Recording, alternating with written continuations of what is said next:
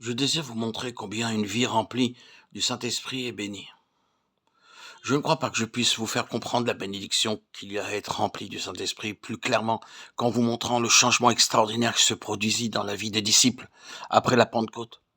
Je crois que c'est l'une des plus merveilleuses leçons de choses contenues dans toute la parole de Dieu, celle de ces 12 hommes qui, ayant été à l'école du Christ pendant 3 ans et ayant reçu son enseignement, restaient cependant en apparence si éloignés de la vie qu'ils auraient dû vivre.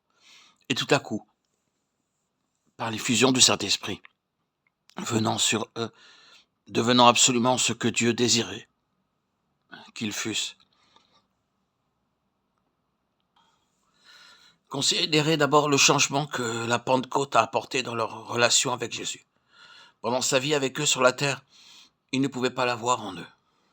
Il leur était extérieur, très proche, très aimant, mais séparé d'eux, jusqu'à la Pentecôte. Quel échec, si je puis dire, fut l'enseignement du Christ à ses disciples. Christ leur avait enseigné jour après jour l'humilité. Il leur disait « Apprenez de moi, car je suis doux et humble de cœur. » Il leur répétait « Celui qui s'abaisse sera élevé. » Et pourtant, à la table de communion, ils discutaient encore pour savoir quel était le plus grand. Christ n'avait pas fait la conquête de leur orgueil. Ce n'était pas que l'enseignement divin eût manqué. Pourquoi donc alors? À cause d'une chose. Christ leur était extérieur. Il ne pouvait venir habiter dans leur cœur. C'était une chose impossible. Le temps n'était pas encore venu. Et cependant, ils avaient le Tout-Puissant Rédempteur avec eux. Mais il était encore en dehors d'eux. Comme ils étaient différents de lui. Ceci doit nous montrer que ce n'est pas l'enseignement extérieur, même l'enseignement provenant du Christ lui-même, ou la parole dans l'Écriture sainte, qui peut nous apporter la bénédiction réelle et entière, tant que le Saint-Esprit n'ait pas fait son œuvre en nous. Et comment ce changement se produit-il? Par le Saint-Esprit. En ce jour-là, à la venue du Saint-Esprit, vous connaîtrez que je suis en vous. Jean 14, 20. Si quelqu'un m'aime, il gardera ma parole et mon Père l'aimera. Nous viendrons à lui et nous ferons notre demeure chez lui. Jean 14, 23. Notre cœur ne désire-t-il pas ardemment cette présence?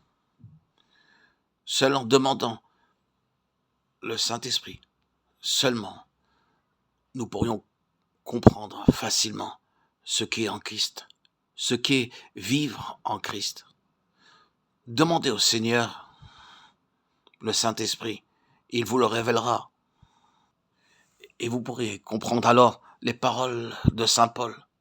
Ce n'est plus moi qui vis, c'est Christ qui vit en moi.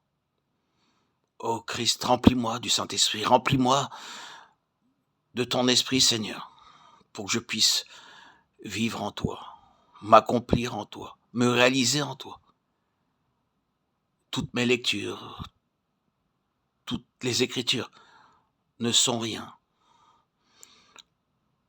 en comparaison à vivre de ton Esprit. Je te donne tout, Seigneur. Accepte mon offrande. Donne-moi ton Saint-Esprit. Je t'appartiens, Seigneur. Je suis ta propriété. Et même mon je suis puisse se dissoudre en toi, Seigneur.